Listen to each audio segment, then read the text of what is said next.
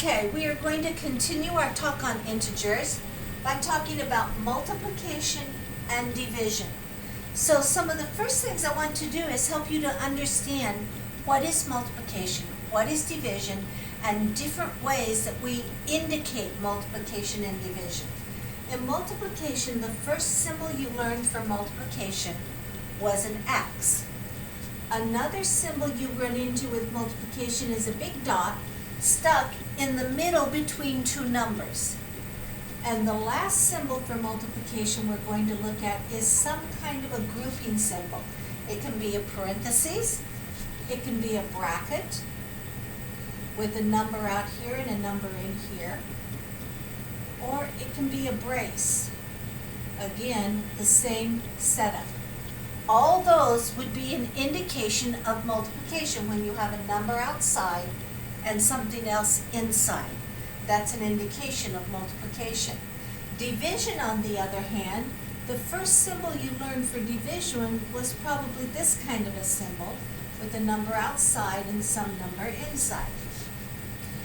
Then you would have been introduced to this symbol, which would have been put between two numbers. And finally, the last symbol for division is what looks like a fraction. This fraction bar can also act as a division symbol. And so each one of these are actually three different ways to indicate that that is the operation you're going to do. And in our math classes, you have to know all of those ways because they're going to show up constantly in your work. So what is multiplication? Well, some definitions of multiplication are fast addition, okay, where you're adding the same thing over and over and over, like 2 plus 2 plus 2, which is equal to 3 times 2. In other words, the same number is added 3 times. Or we could look at 4 groups of 2, and that would be the same as 4 times 2, which is 8. This is equal to 6. Multiplication is something you really need to not only understand, but they need to become automatic. That is a very important part of math. These basic facts need to be understood, but they also need to become automatic responses. When you hear 6 times 7, you need to be able to say it's 42. When you hear what are the factors of 24, you need to know that 1 times 24 equals 24, 2 times 12, 3 times 8, and 4 times 6. So you need to know those kind of facts because it makes your math a lot easier if you know them. So when we look at division, on the other hand, division can be described as fast subtraction.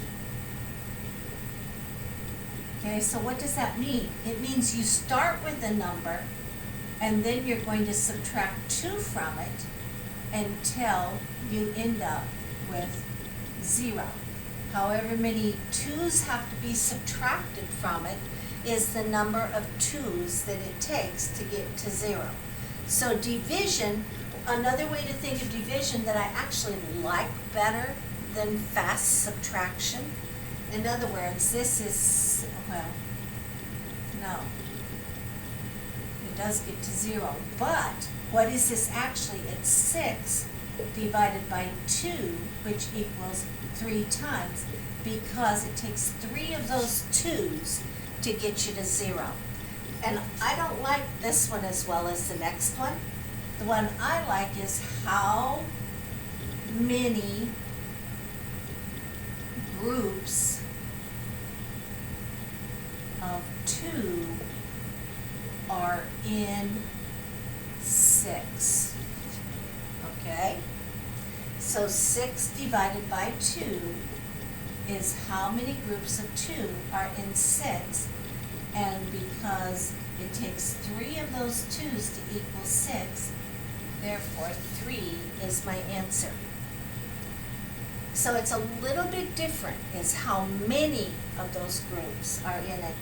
I don't care for the fast subtraction as well because I think it's not as conceptually understood. But I really like this.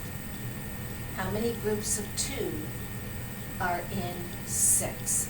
And essentially that's what I did. How many groups of 2 are in 6? But it's not as obvious to me.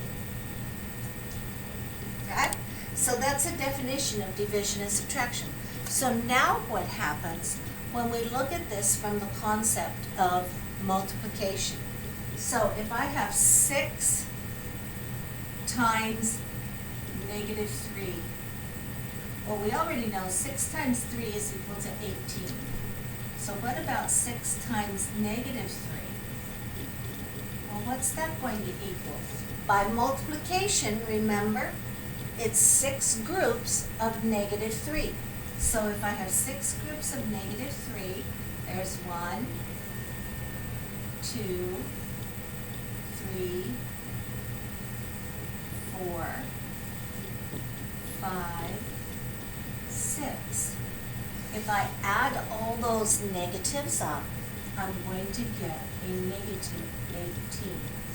Thus, by using the definition of multiplication, we can show that a positive times a negative is equal to a negative.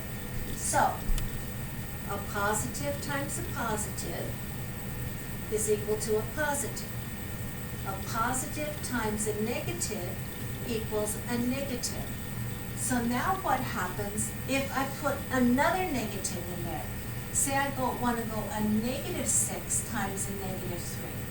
Well, this negative 6 can be written as a negative 1 times 6, which is multiplying that negative 3. So now I have a positive times a negative, which we already know is negative 18, and negative 1 is going to be also thought of as the opposite of negative 18, and that's going to make a positive 18.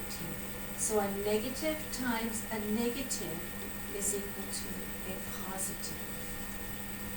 Okay, so now let's put another one on there. Negative 2 times negative 3 times negative 4. Okay, well, we already know that negative 3 times negative 4 is going to be a positive 12. And so then I have a negative 2 times a positive 12. And we know that a negative times a positive is a negative, and 2 times 12 is 24. Therefore, we have a negative 24. So I have a negative times a negative equals a negative. Let's do one more. Okay? How about negative 2 times negative 3 times negative 4 times negative 5? Okay, these two will make a positive 20. These two will make a positive 6 because a negative times a negative is a positive, and 2 times 3 is 6. Negative 4 times negative 5 makes a positive, and 4 times 5 is 20. So now I have 6 times 20, which is a positive 120. Thus, you can say a negative times a negative times a negative times a negative equals a positive. So what kind of numbers do we see happening here?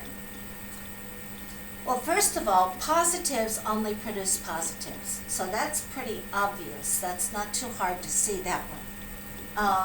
But what do we see here? A 1 negative made a negative. 2 negatives made a positive. 3 negatives made a negative. 4 negatives made a positive. So what rule can we draw from that demonstration of what we've done? That rule that we can draw from it is if there are an odd number of negative signs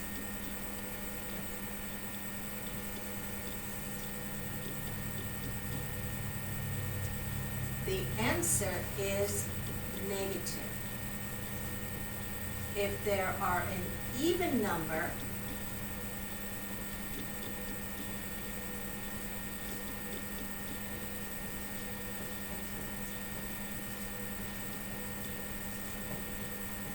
then the answer is positive.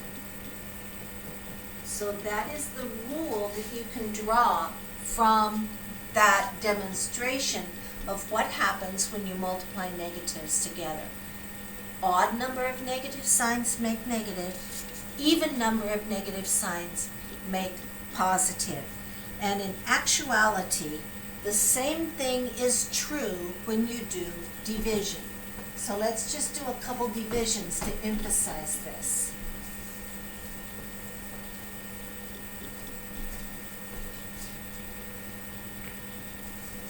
6 divided by 2 is equal to 3. 6 divided by a negative 2 is equal to a negative 3. One negative sign makes a negative answer. Negative 6 divided by negative 2 makes a positive 3. A negative divided by a negative, I have two negative signs, makes a positive answer.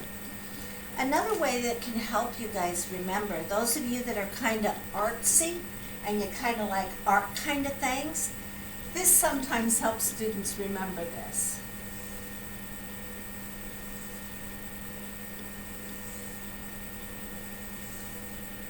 If I have a positive times a positive, it produces a positive answer. And I'm going to smile because I'm upbeat and I'm happy, so I'm positive. Okay? A negative times a negative also produces a positive. And again, I'm going to smile because, again, I'm upbeat, I'm happy, I'm wonderful. Okay? But a positive times a negative makes a negative. I'm going to be sad and I'm going to frown because I'm kind of down in the dumps because I'm negative. Okay? And a negative times a positive produces a negative. And again, I'm going to be down in the dumps and I'm going to frown. Okay, now these are kind of dorky, I know. They're kind of nerdy, but if they help you remember this rule, it's worth it. And remember, this is only the case if I have two numbers. If I have more than two numbers, as in these cases over here, this two-number rule doesn't apply. You have to go to the odd-even rule. So there's your negatives and your positives. Okay.